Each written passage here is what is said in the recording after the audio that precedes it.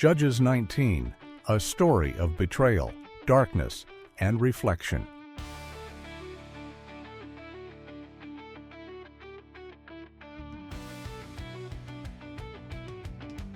A young woman, the concubine, sits at a window, her face etched with uncertainty. A knock at the door startles her.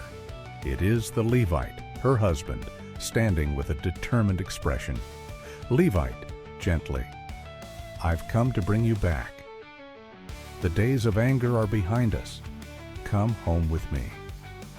The concubine hesitates, her father appearing in the doorway, smiling but wary. "Father, stay a while, Levite. Let us feast and talk. Perhaps time will soften what was broken." For days the Levite lingers, each morning prepared to leave, each evening convinced to stay. Finally, he insists. Levite, resolute. "We must go now. The road ahead is long." The father watches them depart, his smile fading into worry as their figures disappear into the horizon. The sun sets behind them as the Levite, concubine, and a servant travel through the desolate countryside. The servant looks around nervously. Servant, "Master, let us stop in Gibeah." Night is falling, and the wilderness is dangerous. Levite, shaking his head. "No, we will not stay among strangers. We will press on to Gibeah, where our brothers dwell."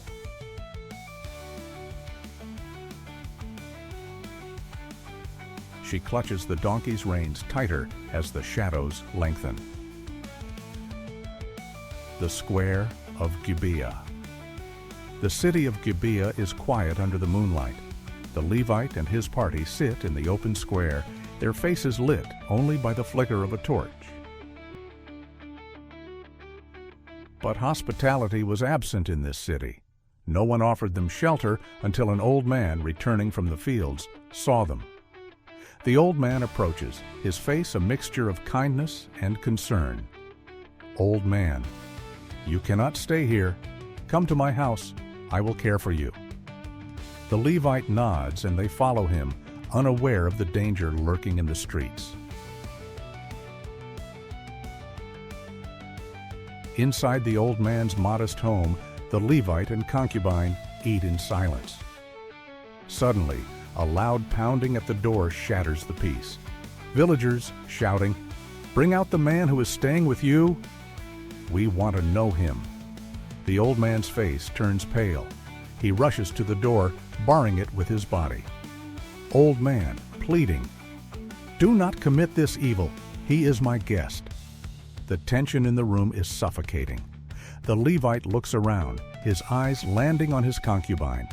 Levite, coldly, "Take her instead." The concubine's eyes widen in terror as he grabs her arm. She struggles, but he forces her to the door. Tears streaming down as she is pushed into the night.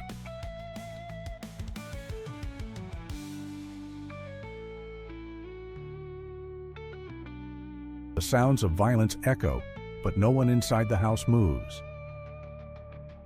A symbol of cowardice and betrayal.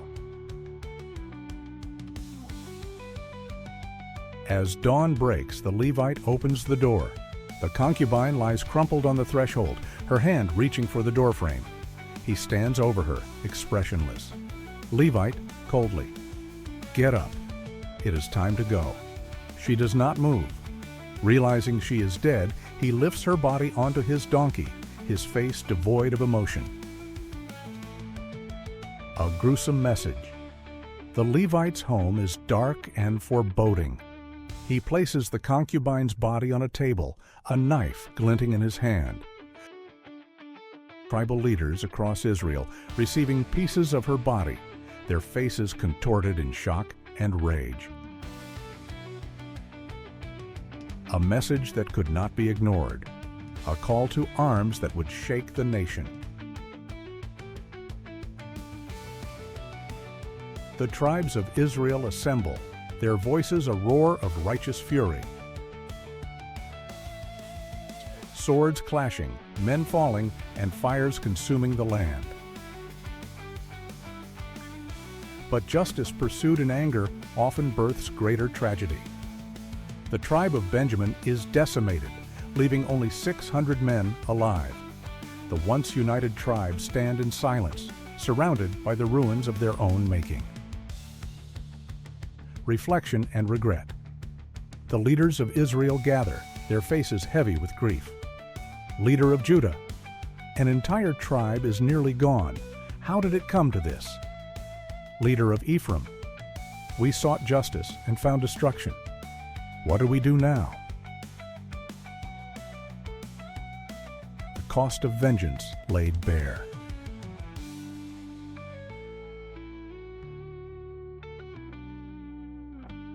Showing the ruins of Gibeah and the grieving faces of the survivors. Judges 19 is not just a story of the past. It is a mirror held to humanity, asking, how far will we go when love is absent and rage consumes us?